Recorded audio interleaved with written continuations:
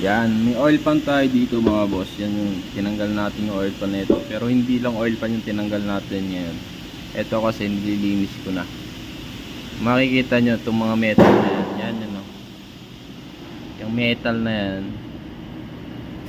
Possible yan yung parte ng bearing ng connecting rod. Kasi yung makina na ito binaba na natin na assemble na. Papakita ko sa inyo yung anong itsura ng bearing. So ito mga pati yung bearing nya. Yan natin yung bearing nya.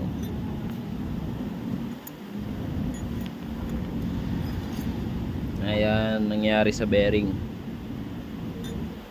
Kaya ito nangyari dito, nag stock up. Ayaw mag start, di maikot yung crankshaft, stock up.